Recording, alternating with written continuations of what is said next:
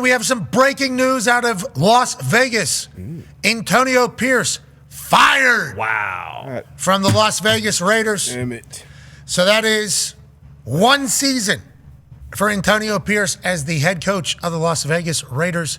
Former player, obviously giant legend, interim head coach of the Raiders last year when they had so much success in the offseason. There was a big groundswell of support for Antonio Pierce to be the head coach of the Raiders. This year has not gone the way that they could have imagined it at all. Obviously, they end up trading away Devontae Adams. There's a lot of conversation about other people getting traded out of there. Tom Telesco, who's the GM, I don't know if he certainly was the one that picked Antonio Pierce as head coach. Was there a differing of opinion there? How do they go forward? Was Mark Davis thinking about this all along? When did this decision start coming to the forefront? So many questions that I assume will never get answered, but one season is all Antonio Pierce will be the head coach of the Las Vegas Raiders for. Now, he obviously signed a guaranteed contract. That's what coaches' contracts are. So did Gerard Mayo. So congrats to them on being professional golfers if they want going forward for the next 4 years or 3 years, however long their contract was.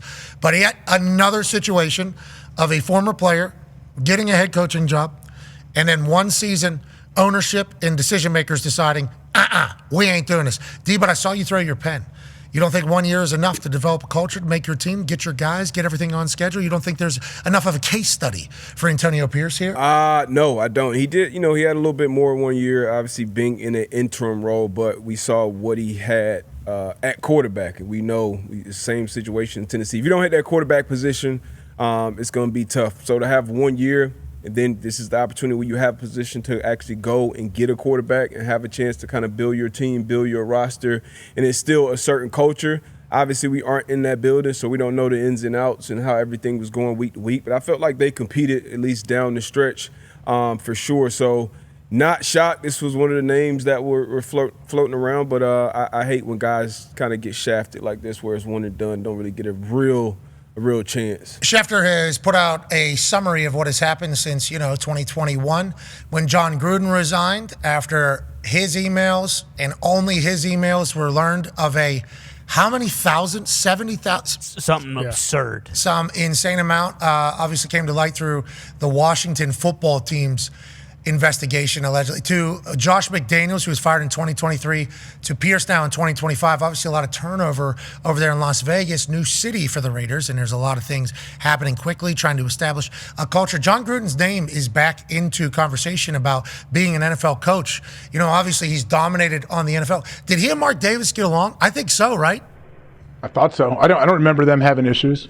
I remember Mark Davis not being pumped about the entire situation when Gruden almost felt like he was forced. Remember, that was the backpack. Yeah. I'm going to get there, guys. I'll talk about this later. If John Gruden is getting interviews with other jobs, I wonder if Mark Davis is like, well, he could certainly potentially get an interview He's with still us. Paid him. Yeah, and I don't know if Gruden would want to go back to the Raiders with how everything went in that thing. But if that ends up being a storyline that ends up happening here, it would be great. Rex Ryan back to the Jets. Potentially Gruden maybe back. Once again, this is not knowing Gruden at all or the Raiders at all or any plans. But I know Gruden's name has been mentioned with some teams in conversations. Hasn't been listed on social media because I think some teams don't want to be the ones that are, the first team to say we're bringing John Gruden back into the NFL. But people have said there's been interest in John Gruden. It's like, it makes sense. The guy could fucking win. That's what he did. And in the world that we're in right now, having to be able to communicate, having to be able to understand everything, it's like, that'd be an insane situation. Not saying that's going to happen, but that would be an insane situation as the Raiders now are added to the list of teams that are looking for a new head coach, AJ Hawk. Yeah, I would imagine the Raiders, I don't know if it's Gruden or not, but I would imagine they have a couple guys in mind that they want to bring in to be the head coach. It's kind of weird timing. Did he end up talking to the media yesterday? I know Shefty said he was going to talk to the media. Yep, and he said he has not been told otherwise whenever he was asked if he's going to be back as the coach. This is just like when Eberflus was like, I'm preparing to go do it this weekend, and he's fired 20 minutes later. And then now it's a day after his press conference. Antonio Pierce, Doug Peterson, Gerard Mayo, Matt Eberflus, Dennis Allen, Robert Saleh, all coaches that have been fired either this season or since the end of their seasons. Then obviously you look at the OC, DC, and general managers. There's a lot of spots to be filled now.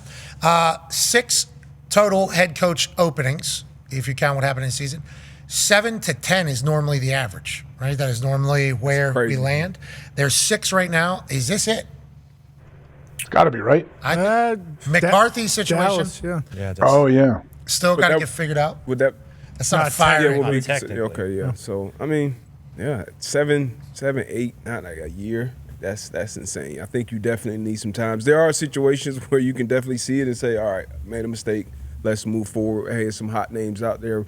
We definitely have the inside track to get one. And you're talking about Gruden. I think Gruden is one of those coaches who have a lot of say on the personnel side too. Because I believe when him and Mayock were together, I think he made the final call. So that would be something else that teams will have to sign off on if you bring a guy like that in. I'm fascinated by it all right now because what was Pierce and Mark Davis's conversations? When did Pierce think this was possible? At what point did he understand that the writing was on the wall? How long has Mark Davis felt like this? Is it since the chaos started middle of the season? Like, hey, this is not how we want to go about doing this. It's not how we thought. It's just like Gerard Mayo. Like, everybody's saying it was like the last month, basically, is when it really started heating up in this whole thing. Yeah. But remember, you can win your fan base back over with just one hiring. Like, you can just win everybody back over with one hiring, especially if it's one that's viewed as winning the headline, winning the press conference. Maybe that's what Mark Davis is thinking, too, so they don't lose hope. If they get a quarterback, why not? What if they bring in Shedeur and Prime? I think it's trade up. This will be Brady's first big decision as a partial owner of the Raiders. Tom Brady is a mentor, right, to Shedeur? Yep. Yeah. Has been for years now. Owner of the Raiders. Oh. Is Coach Prime and Shedeur taking the Sanders show to Las Vegas? Whew. Who the fuck knows? We know nothing, dude. We know absolutely nothing. No. That was what Schefter was saying yesterday when he was him-hawing. It was this decision. Yeah. I think he's out. But him, he didn't know. He really didn't know. Because these owners, I want to say they live a very different life than everybody else and have very different thoughts than everybody else, but they do. They can make any decision they want. That's why I thought Marvin Harrison Jr. could potentially been an Indianapolis Colt, because on draft night, Jim Irsay could have walked in there and been like, hey, excuse me, is there a Marvin Harrison in this draft? Yeah, he's a Colt. We're going to go get him. That can happen at any time with any of these owners. So when did Mark Davis start thinking this was the case? And who does Tom Telesco want to work alongside, as the general manager? He's been around the league a long time. He was in Indianapolis. I was very lucky for him. He's the one that brought me basically into the Indianapolis Colts world with Bill Polian, ended up drafting me. And then he goes to San Diego and then Los Angeles. And then now he's with the Raiders. It's like he's been around a long time. A lot of coaches. Yeah. A lot of coaches. He has a lot of networks in there. Who's he going to want and who's making a decision? We shall see. All right, we'll be back tomorrow. Rand Carthon fired today. Antonio Pierce fired today. Anybody else? Justin Trudeau Couple OCs. He He resigned. quit yesterday. resigned. Mark Yeah. Davis also could have just flipped the coin. Like, that's why Schefter probably didn't have any information. What, did he use the coin? Or like, did All he, right. Out of was, he, 7 was he times. playing like Game Boy and lost the game? Was like, all right, I'm done. Who are we talking about here? Mark Davis. Or he was in Owner his Mark office. Davis arrived at the team facility within the last hour to deliver the news to Pierce. He finished 4-13 in his last season. Just got there. I can't fucking take it anymore. I'm going up there right now. Is he in his office? Yeah. I'm doing it.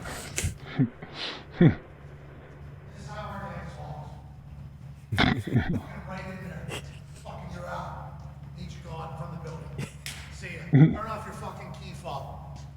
Think about him walking in there.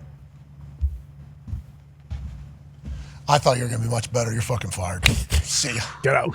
You're right within the last hour. I mean, it's a quick conversation. Oh, Yeah.